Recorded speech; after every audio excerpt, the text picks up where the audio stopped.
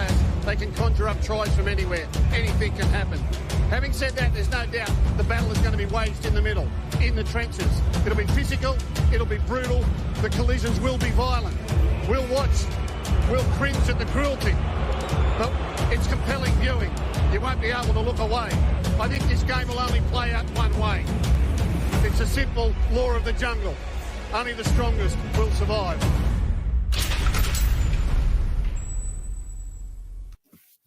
The padlock is locked in here at the Supercoach War Room for round 22. Round 22, obviously, two little ducks. You've got myself and Gill done here tonight, giving you all the information you need for round 22, the second last round of the regular season of NRL Supercoach.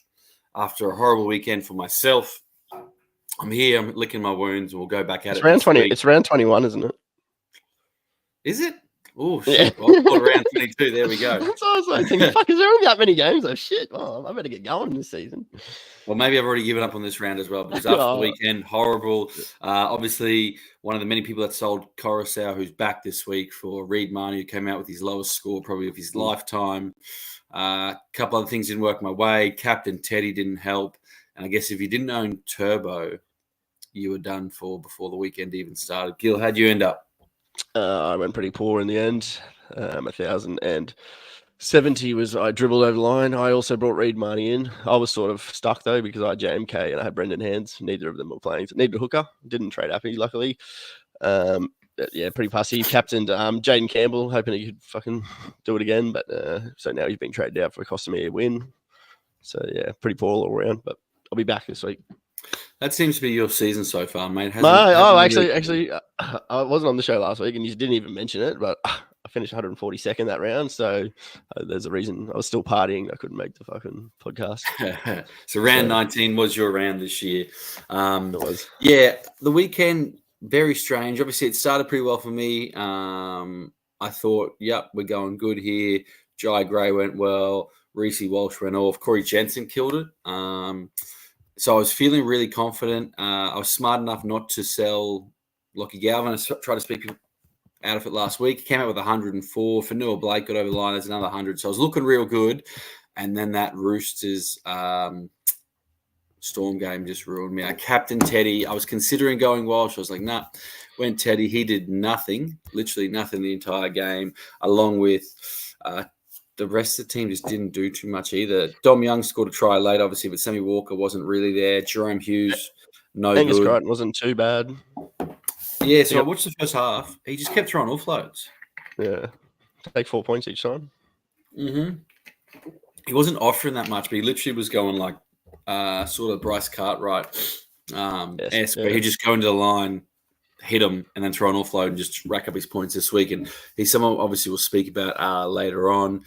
But even though it does say round 22, they're two little ducks, it is round 21, which means you got round 21, you got round 22. In some of my leagues, I'm currently sitting fourth, but I'm actually tied with a dude coming eighth. So this is a huge round. And I think it's one of those ones where you don't want to save it for the finals. You need to get into the finals. That's what I'm thinking about this week. Obviously, the Knights are on the bye, so that's not too big of a effect for too many people. I doubt anyone's brought in Ponga. You might have lost Marzu. You might have lost Guy Pearce-Paul, Gagai. But I don't think there's too many other ones there. Before we move on and we talk about what we're doing tonight, did you ever bring in Will Price? You didn't? No, I didn't. I would have. If I had the trades and that, I probably would have. So I don't know. Oh, Newcastle got the buy, so but he's got to get back in the side. Surely they were horrible last week. They were shit in attack. They had no spark at all. I need him. Yeah, like he does. He offers something different. Yeah, he's not great defensively, but you can't win a game. None of them are. No, exactly. So if he can do something with the ball, I guess he's the man to bring in. Our first two try scorers were our bench props, Hetherington and Croker. That shows you how good our team was going. If that's your strike weapons, you are struggling. And the Knights are definitely struggling. But we're all a little bit like the Knights at the moment, just with some of those trade-ins. I think the weekend was a prime example of maybe don't make trades if you don't have to. Now, like I got rid of Coruscant, like a lot of people did, because I was that worried that he was going to be gone for multiple weeks. I needed a hooker. Turns out my AE was David Mawali, who actually scored a try And despite scoring a try, he still only scored 47.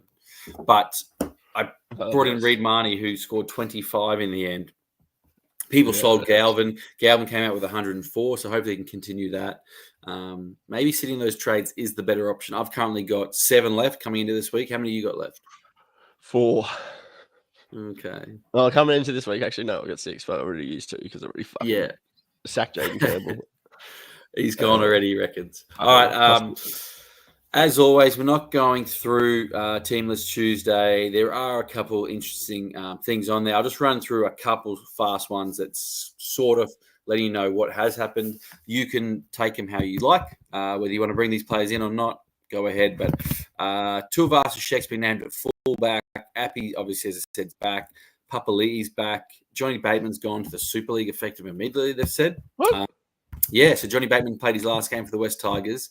They're saying he's going to go finish the year off in the Super League, which I don't for the Tigers, just because if you get a chance to play some of these younger guys, which they're doing when they bring Ruben Porter back in, some of these younger guys with NRL experience, there's no point playing a guy who is, probably a better player than him, but doesn't benefit the club going forward. Yeah.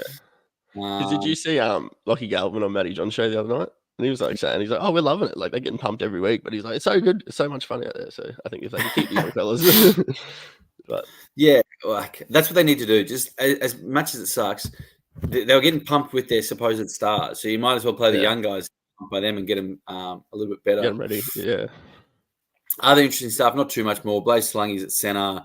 Dejan Arcee's back in the team, but doesn't affect it. Big Joey Lussick back on the bench for Parramatta. So that might hurt Brendan Hands. It also might hurt my AE. Munster's on the extended squad, so could come in. Val Holmes has been moved to the wing. Jackson Purdue holds down the centre spot there, the young bloke from Mackay. New fullback for the Sharks. Burbo's at centre. Terrell May's back to the bench. And Casey McLean, who is someone we'll talk about a little bit later on, is playing in the centres for Penrith because Paul Alamotti is obviously out with his broken forearm. So that's all the Teamless Tuesday we'll talk about. What?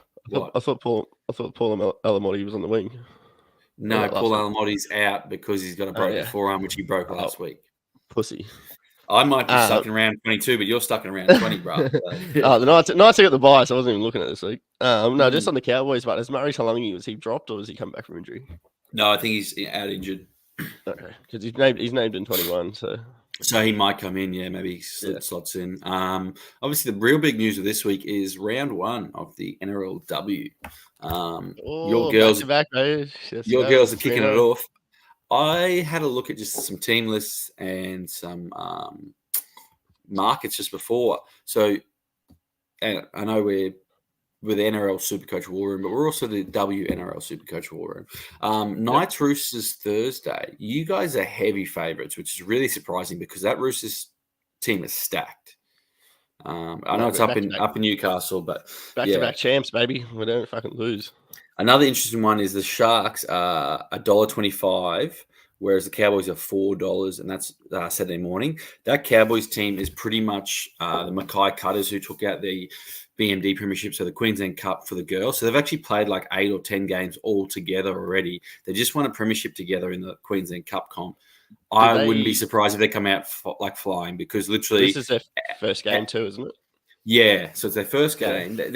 Some teams played trial and stuff, but this is a team that like 13 out of 17 all played in that Mackay Cutters team. So they know how to play together. They've just won a competition. Last year, they weren't the best team, but that form and actually playing together really helps a lot. So if you want to take a punt, I'm telling you, Cowboys women's definitely have a look in this week. Who are the new teams this year for that? It's Raiders. I thought it was Boys. No, are the Cowboys new? I thought that's what I was saying. Isn't it their first ever game? I didn't think they had a team last year. No, they definitely had a team last year. They struggled last year. Yeah, they definitely had a team last year. The Tigers, new team. The Sharks, I thought were a new team. We might be the official podcast for the women. We're still learning. We don't watch it near enough, obviously. But this is our year. Bunny Mixer, whatever else everyone's talking about. But I think obviously we've talked about the important stuff, which is obviously the girls games and round 20, and you doing top 150 in round 19. Now we should get into most popular trades, trade out. Obviously, it's a strange time at the moment. Only a few rounds left. Like you and like myself now, not many trades still getting around. You're trying to get that final team together. But there is a player that you must bring in, and he's the number one traded in the top 10%, 5%, 1% across the whole league. At the moment, he's been traded in 20-something thousand times. He's already owned by 20,000 people. By the start of this round, I'd say he's in at least a third of the teams, maybe more, and that is Big Nate Dog, Nathan Cleary. Available halfback. He's still got 100 break even, but what he showed on the weekend was he's got ice in his vein. He's an absolute He's the best player in freak. the comp. 105 in his return game. Is he a have to, Gill? Yeah, must. He's that good, I reckon. I reckon, like, I've as I've said it about 10 times since it happened, I've got on the fucking Panthers live bet $7.50 when they're down by 14 because I was like, they got Nathan Cleary, they're not going to lose from here, and easy. And they've got, like, to be honest, they've got a pretty easy run home. So they play all 7 games left. They play Melbourne, who are tough, and that's it. Like, Cleary really could go 700s to finish the season Easily. as long as that hammy holds up. I think he's just a have to. Yeah, he's got 100 break even this week, but against the Dragons, he could score that pretty easily. Even if he doesn't, you're missing out on. If he scores 80 and you save $20,000, it's not worth it at this point. I think our halves on the weekend showed that, like, I had Hughes, I also had Sammy Walker. They both played tough teams in playing each other, but they both didn't score that well. Nico Hines obviously not there. I think you just need to get Cleary in. And is he one of your trades this week? Yeah, I think I'm going to get rid of Dylan Brown. I was going to get rid of Galvin, but then he got 100 on the weekend. I was like, Dylan Brown, I don't think he's got 100 this year, so it's silly to trade Galvin over Brown. So Brown's gone, Cleary in, and watch me just fucking skyrocket all the way up to maybe 18,000th or something. I reckon you can do that. Obviously, one of the listeners is going, can we discuss options on the Chalk squad? We'll go through every single one of the Chalk squads soon enough for you, mate. Trash. After the weekend, get them out. They were embarrassing. But yeah, with Clear, I think it's a straight bring in. He's almost probably a straight captain every week as well. He's just that good. The next guy on the most traded in, this is another one of those. As I said, Penrith got an easy run in, and the second most traded in, this is ranked in top 10%, is Casey McLean. So he's played centre twice this year for Penrith. Both times he scored relatively good. I think a 48 or a 49 and a 50. Comes into this week with a negative 27 break even. Sorry, he's got a 41 and 52. He hasn't scored a try in any of those games or that. That's all base stats. He's got a negative break even. A lot of people are looking to downgrade players, free up some cash, maybe to bring in Cleary. Casey McLean should play the next however many weeks because obviously, as we said, Paul Alamotti broke his forearm, so he's out for 4 to 6 weeks. If you can lock down that centre spot, you're pretty much getting an Isaac Tungo kind of player where he's 40 or 50 in base, but you're getting him for $200,000 cheaper. Yeah. Well, you spoke about it last week. You spoke about last week with Tungo being cheap, that like that real estate out in the Penrith edges, like for that price, he has potential to score hundreds if he's only going to get you 40. And when Penrith have got a nice easy matchup like this week, I reckon against the Dragons, you can play those sort of outside backs. So I think it's not a bad option. No, I probably won't get him, but that's the only problem. Obviously, there's a few people you want to bring in this week. He's only 18 years of age. Yeah, so he's only 18. Bit of a freak, obviously. If he can play well, maybe he holds Alamotti out for a bit, or if there's any more injuries or anything, he might play all the way the season out, or he plays the next 4 weeks, maybe even the next six, depending on how long Alamotti is out. The only thing will be... Then. Yeah, exactly. Turns into enough, or you might even bet if you've got enough trades left, you can flick him. I know I definitely do not. I'll talk through the next two. So number 3 and number 5 on this list are both freaks. Showed on the weekend what they can do, and one of these guys was the reason that I lost multiple games on the weekend. Tommy Turbo went full 2018 or 2019 or whenever that year was that he destroyed the competition on the weekend. I was telling everyone last week not to buy him. He's got... a good game, but then you got to play the Roosters. He's got to play, and then he's got the bye. He scored 174, and he'd only scored about 40 in that first half because I was watching him closely because one of the guys I faced captained him. Scored 40 in the first half. In the second half, he came out. He scored, I don't know, 1 or 2 tries himself. 2 tries. Scored two tries, set up 3. He's just four line break assists. Yeah, he's a fucking beast. And some of them again, and I'll blow up about it again. The week before, Garrick was just tipping on, didn't get any of the line break assists. This week, he tips on a couple of times. Trebojevic says straight away line assist, line assist, line assist. He gets all the unicorn stats, which annoys the shit out of me. But you can't argue with 3 tries set up, 2 tries himself. He's gone 119 and 174. As I said, he's the third most brought in player this week in the top 10%. I understand it because he has a negative whatever break even. They're backing him. If he scores 80 this week, he makes 90 grand and he's worth 900 and he's too expensive. But what it does mean is you bring him this week against the Roosters. He then has the bye. So for the next 2 weeks, bit of a tough one. They don't have the worst run home though. So maybe you're bringing him in this week so he doesn't go up a crazy amount and you hold him there for the finals and the run home, which I can understand. But it's a big ask now. If you had bought him last week or the week before, you're a genius. Pretty big balls play. You're really taking him. You're saving him for round 23. But come round 23, they play Canberra. Then they play the Warriors at home. Then they play the West Tigers. So those 3 weeks could be huge. Do you have any inkling to bring him in? I had him in last week and then I took him out the last minute. I thought, nah, that bye does scare me. And round 22, what's that? The final week of head-to-head? Yeah. So if you're in a position like me and you need to win every single game to like drag yourself into 8th spot in some leagues, you can't afford to have Tommy on the bench. So maybe just look at where you're sitting for head-to-head wise. If you're playing overall, you probably could hold him for that 1 week. But if you're playing head-to-head and you're struggling, I wouldn't be holding him. Wouldn't even be bringing him in. So, but he does kill it. It is pretty much. Yeah, on the weekend, honestly, like that second half, I didn't even watch it. I just saw his score going up and up. I'm going, this is fucking ridiculous. I saw the Titans up 8-0. 8-0. I was like, ambush, here we go, baby. Yeah. Next minute. No. The other one who I said is, I think, the 5th most traded in this week. He's at fullback, but he's also available at CTW. And I think that's why a lot of people might be bringing him in. And that is Hamiso Tabuai-Fidow. On the weekend, he just scored a couple of tries. He just does everything effortlessly. He's 639,000, a low break even. So if you want to get him now. He scored 123 against Penrith. It was a weak in Penrith side, but still 2 tries, a try assist. He has the Titans, Titans, then the Roosters, Warriors, Bulldogs, Melbourne, Broncos. So he's got a pretty tough run home. What I think he has showed is that he can score a try out anywhere. Obviously, earlier in the season against the Sharks, he caught it on his own goal line, ran the field. I like him as a CT dub player. I don't think you want to bring him in at fullback, though. Yeah, I think I'm considering getting him in this week, but then my plan is to move him down to CTW and then bring someone else in at fullback. But as you said, he can score from anywhere. He's the the Dolphins' best player by a mile. And yeah, I like him. I think it's a good bring in. And he's a little bit pottish compared to your turbos. I think he's only, 5% or 6% or something?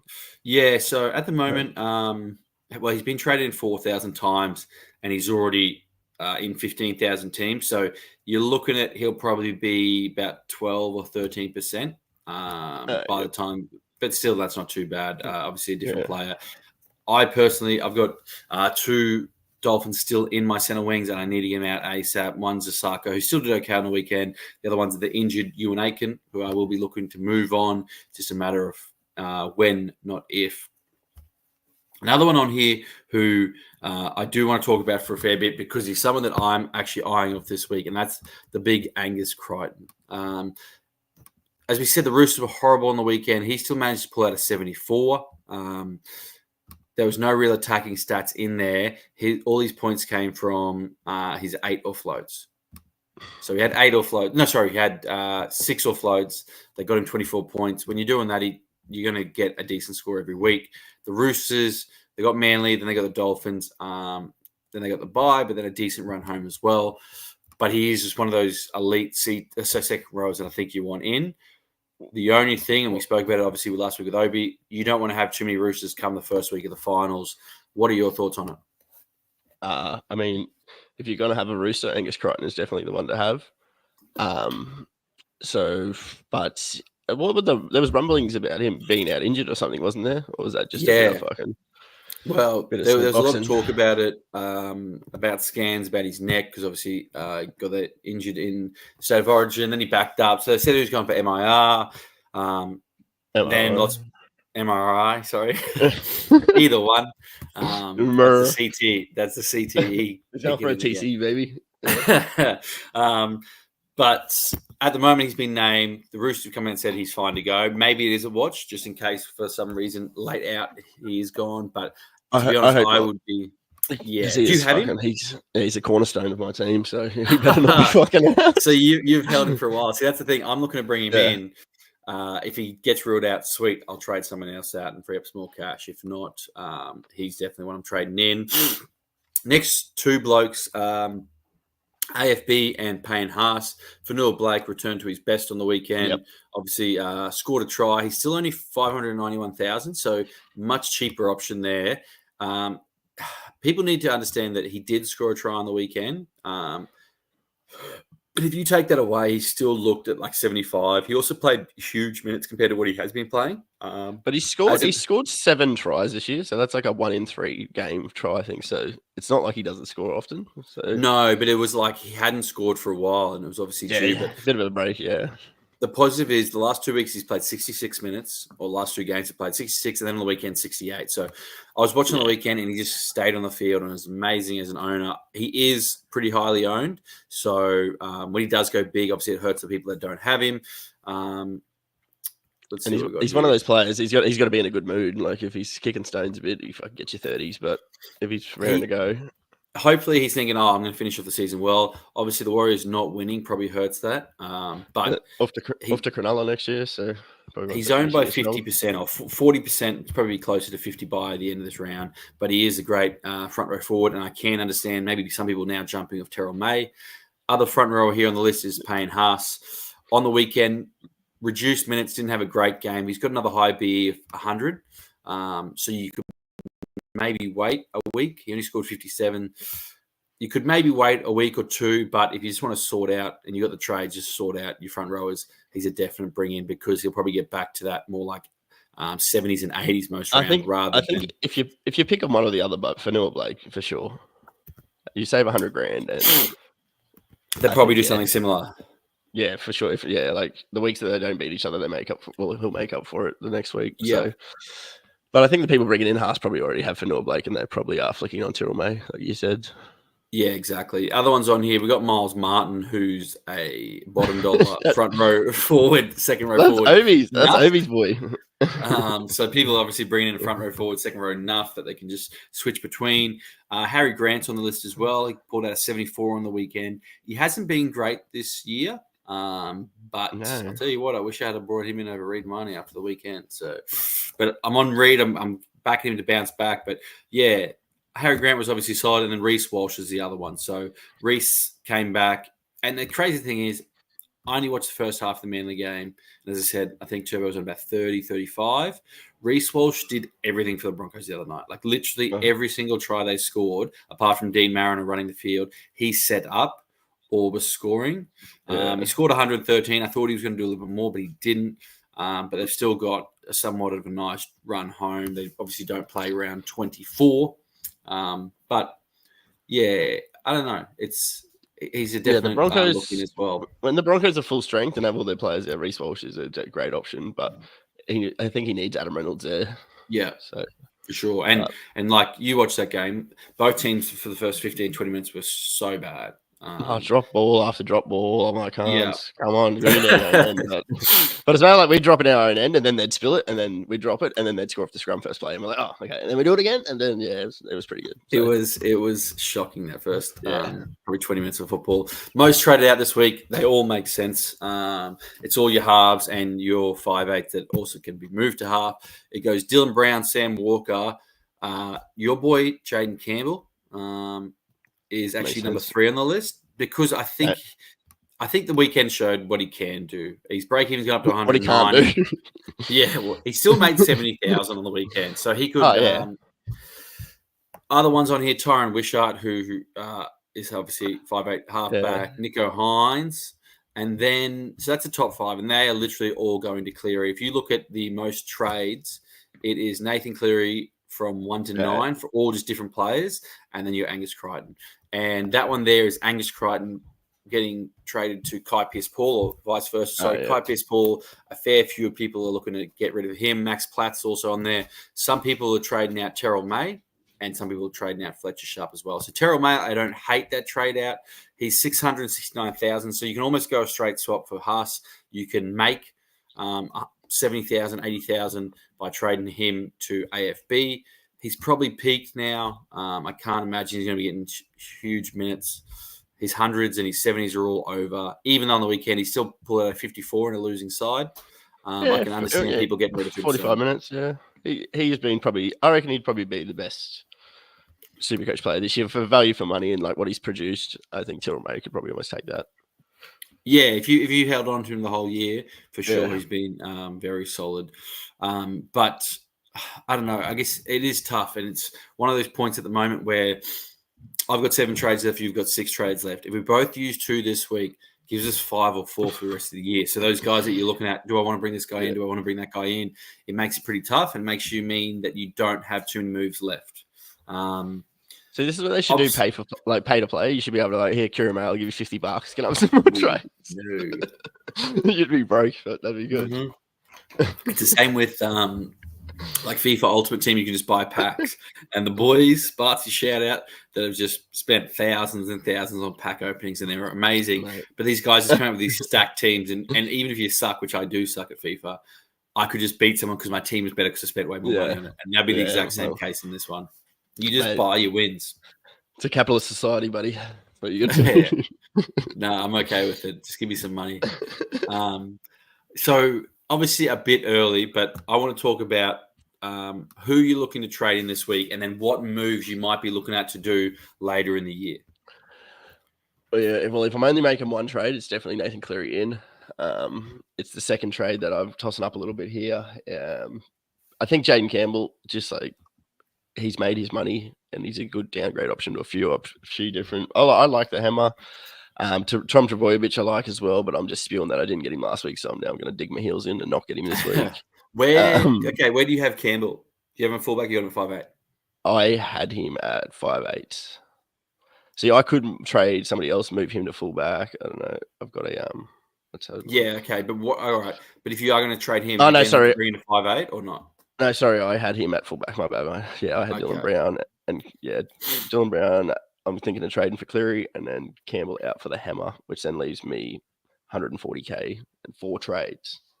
So you would then have the hammer at fullback, and if you wanted to in the future, you could move him to centre wing, and then I think my plan was to move him to centre wing, get out Blaise Lungi, and bring in Kalen Ponga, but. Yeah, so we'll see. Hopefully, Kalen Ponga. I'm thinking he's still into Dalian probably from here. So he did it last year. He'll do it again. Did you get scared by Ponga on the weekend and the Knights? Did that scare you off at all? I mean, the Broncos fucking lost to the Penrith by like 1 try in the grand final. They're a good side. No, there's no shame in getting beaten by a good side. What about all the other teams that are bad sides that you lost to? We haven't lost to everyone. We've beat a few sides. We'll win this week. We get 2 points this week. So he lost 100,000 on the weekend. Yeah, I think he's still got another high beat. That sounds like me. Yeah, he does. He's got 102 when he comes back, but that's against Penrith as well. So you could buy him the week after. That's perfect. Yeah. So say against Penrith, be generous, give him 60. He loses a bit more, gets down under 650. Blaise Lungi, bang, probably just a straight swap. Well, that makes a big difference. Obviously, having that cash there makes such a big difference. Coming into this round, I think I've got let's get rid of my stuff. I think I've got 500,000 up the hit. 411,000. That's what I've got. So your war chest. It makes a big difference. So you would be then looking to Blaise Lungi out, Ponga in, and then even Kyle Iro. Yeah, either one of them. Either one of those, and then it'll leave me 3 trades, and I mean, I want to win some 40,000. And would that just be if injuries pop up, or? Yeah, we'll see. We'll see how my head-to-head is if I make a few Bobby Linda cups and then I need to. There'll probably be a few leagues that I'll be in the bottom 4, so I'll just go Mad Monday. Those players can just have the holidays. Is there how many nuffs you got? Well, I thought I had one in Joe Chan or Jackie Chan, as I call him, but he played last week. So yeah, but I think then he's getting suspended because he did something, so he's going to miss like 2 rounds. Oh, so there you go, one enough. That's not too bad then, I guess. The problem I've got is I thought I had Joey Lussick as enough. He's not enough anymore. He's never enough. Thought I had Ruben Porter as enough, but he's back in the starting team. Lorenzo Molotolo's enough, definitely. You got Ewan Aiken who's out for the season. But he's not really enough because he's got money. Like, you don't want to just keep him as enough because you cost. Who's that? Ewan Aiken. Yeah. He's definitely in the plan to get out. I've also got Jai Gray as my backup 5'8". I can't imagine he keeps out Latrell Mitchell when he comes back. Who's your starting 5'8"? Lachlan Galvin. Lachlan Galvin, baby. Has been for a long, long time. But yeah, I was just doing some quick maths. My plans this week were Kai Pierce-Paul out for Angus Crichton, so there's a lot of money I'm spending there. And I'm also doing Sammy Walker out for Nathan Cleary. That will leave me with 33,000 in the bank, 5 trades, but my back row is stacked because I've still got Ola Kawatu there and Katoa on my bench with Fafita and Yo starting. So my back row is stacked, and it's just a matter of, do I want to bring in a gun CTW in the future, which I'll probably need to get rid of Aiken and bring someone in. That'll be one of the 5 trades. My other plan now is, so you got Manly playing the Roosters this week, where Turbo will probably make 100,000. So he'll be 900, 915,000. Then they have the bye. Then the Roosters have the bye. What I might do then is trade Teddy for Turbo and ride Turbo home for the rest of the year because there'll be a similar price. The Roosters obviously have a very nice run home, but so do Manly, and I don't think they'll be resting anyone. So it'll just be a coin flip. It means that I get an extra week with Turbo compared to Teddy, but I don't know. It was never an idea, and I was like, no, Turbo's not what he was. And then the last 2 weeks, but especially on the weekend, that score just blew me away and really, really scares me as well. So I don't know. We'll save them. One for you I'd be looking at is Lockie Galvin. He's still got a pretty low break even. Cam Munster's got a very high break even. I reckon Melbourne have got a nice run home. He could be a swap for you once the prices will probably be very equal within the next week or two. Get on Cam Munster, bro. Who they got left? They got the tough game in there, which is Penrith in round 24, but otherwise maybe round 27 Broncos, but they maybe rest him then. It doesn't really matter. It's not the worst idea. Has he you said that he was named on the extended bench or something like that. I think they were saying they're not going to rush him. But also there's a good it's not the worst play, especially if you're looking for like a 3-week play. He's got 143 break even. He could be, say he plays this week, he'll be less than Galvin after this weekend. Almost, so I don't hate that. Although Lockie I probably won't do it, but if you've still got Lockie Galvin, that is not a bad trade, really. Galvin and Munster.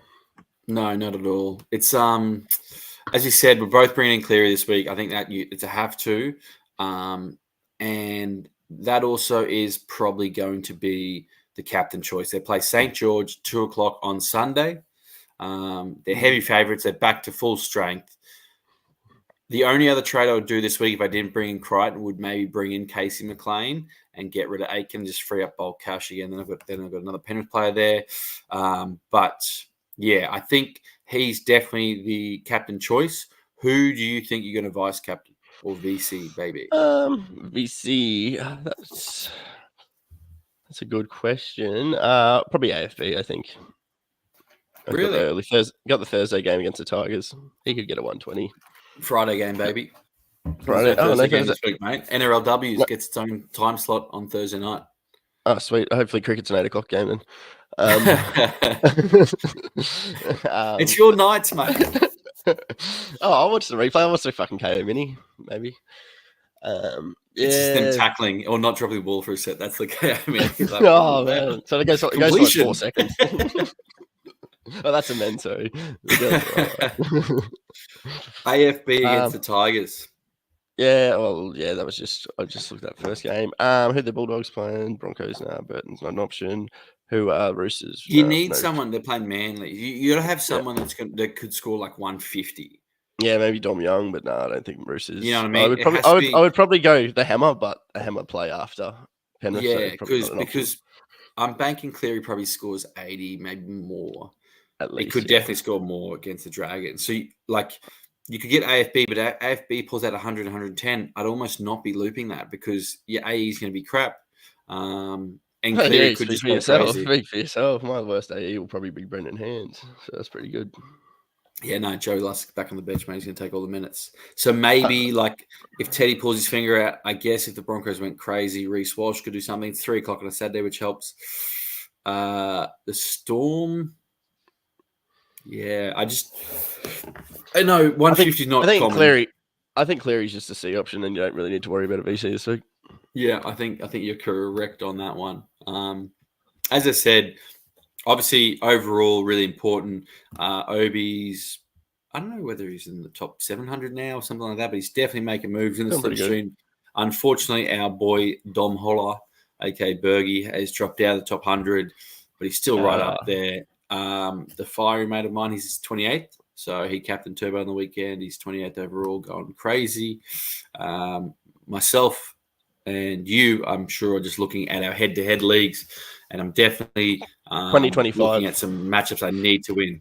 You're looking at 2025, round 23 in 2025. Yeah, I think the Knights should have some new players by then, hopefully, so we'll be going good. You're going to bring him in some more English players. Obi is 697th. So. There you go, top 700. Very good effort by the big dog. I think it's also this time you don't know what your opponents, how many trades they got, or what their team's going to look like coming in. So, mate, people bag Supercoach Pro your website, but mate, I know that was the best thing Butters ever did, was being able to see how many trades someone had left. And unfortunately, you can't do it. So unless they tell you I've only got 4, only got 5 left, makes it really difficult, because I love watching someone else's team going, oh shit, what do we do?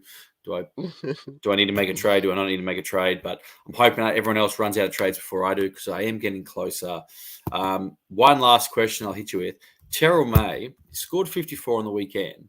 He's gone back to the bench now. They've got Spencer Leniu back. They've got Lindsay Collins. Do you think he's a play this week, or am I better off playing my boy Corey Jensen, who's pulled out back-to-back 70s or 69s? I was saying no, but then when you say he's up against Corey Jensen, probably yes. But I don't know. It's just hard to say Terrell May doesn't deserve a spot, because he has scored a couple of 20s and 30s, but averages 60 or so. Yeah, other weeks he can go crazy. Yeah, I think I'll play Terrell May. I've got Jack DeBellin and Fanua Blake, and Terrell May would just get a bench spot, but I think he still deserves one. Mate, my bench is almost great. My worst playing on the benches that I'm playing is Kayla Ero. I've got Jerome Hughes, Eli Katoa, Tedesco, and finally when Kawato comes back, he'll be sweet. I need to pick my reserves out of. I'm not going to consider Hands. Not going to consider Hughes. So out of May, Cartwright, Colin, Lemu, Cody Walker, Galvin, and Halungi and Iro. So I'm going to pick 4 of those. But you're definitely picking Halungi gets a spot. Cartwright, you reckon? Walker, yeah. Galvin. Holy shit! He was $6.05 against the Storm. Oh Jesus! That's like, I don't think they're going to win, but $6.05 is a really big amount. Too. Yeah, I didn't listen to the other ones. Who are the Sharkies got? Cowboys. Yeah, I get to flip the coin for most of them, because they can all score around the same. But yeah, probably right with Cartwright. He's probably got the potential to get the highest. Yeah, Cartwright should score you 50 or 60, I reckon. Well, Cody Walker, he ended up updating all right, but he'd scored 2 tries and he was on 51. And I was what did they end up giving him? He's 68, so still shit with 2 tries. It's half his score tries, but on 51 with 2 tries, he's fucking not as a winger. I was like, what the fuck is going on? There's I think hopefully what the Tigers showed us the other day, and it's also sort of what South did. They're like, we're not defending, but we are going to attack. So playing against them or playing some of their players really helps. That's why Galvin went crazy. The problem you got playing into your Rabbitohs is it's 6:15 on a Sunday night down in Canberra. It will be, I don't know, 6 degrees or some crap. Probably snowing. They're going to heat wave, mate. 6 degrees. On Sunday, it's top of 10. It's a top of 10 in Canberra on Sunday. So by the time the game kicks off, it is 5 degrees. So I don't know how many points he's going to be scoring. I wouldn't be playing. The next day gets down to -3. So there you go. There's Canberra's forecast. Yeah, all right, mate, but I listened to you last week when you said don't get Turbo because he's got to buy in a couple of weeks. So I don't know. So all right, play your boy, Cody. And another thing you said about me last week was about how shit my golf game was. I heard that. Yeah. It is bad. Last time I played you, outdrove you so far. Right? Look at my little spaghetti arms. Look at my spaghetti arms. You can't even outdrive the cart, bro. I was fucking smoking them, bro. I was like, "Is your club shit? Let me have a go with it." I never said that you weren't smoking. You're always smoking, but I'm telling you, you weren't smoking the balls. Oh, speaking of smoking, you know that dude from last week at the Raiders game, and he's like, looked like he's smoking. Yeah. It was just a can. Mate, yeah, false. I didn't like that. When I seen the video, I was like, "Oh, wait, that's not even a bong." Oh. I was thinking, what a mad dog taking the bong to the game. But... I did see it, but it was still pretty cool. It's still funny, yeah. Yeah, that's what they should do for the try celebration, try dry. I know if they can do that. And Andrew Johns did it one year. One more week of that as well. That man, I like that they do it. I also think that if you did it the whole year round, it wouldn't have the same effect. So I don't hate that it's 1 month only because it hasn't been as good this year, I didn't think. And also don't like how they celebrate and then they're like, "Oh, we got to check it," and it's like, "Oh, they didn't get it." So then you look like a fuckwit because you've celebrated. Or like all the players just running to hug people, so they can't do it. They're trying to push each other off so they can do it. You got to score and run away. It's funny, yeah. But I think we've wrapped up there. Round 22, round 21, whatever you're saying. Cleary is the guy you need to be bringing in. Maybe the Gus Bus, but definitely Nate Dogg. We'll be sitting here next week saying Nathan Cleary 200. Thankfully, we didn't loop, and we both scored 1,500 because our boys just went off. Yeah, Nat the Rat. And I'm telling you right now, Cowboys. Hey. Room. Same time, same place. Yeah. Gilly's Lounge Room, my basement. Be there, be square. Hopefully J-Bone is back. Who's that? Is that the Ross dog? Hey! the dog's actually, got a hold of him and he's fucking got chewed a bit, but he's all right. That's all his concussions coming out of his head. We'll catch you next week, War Rumors. Love you long time. Thanks for tuning in.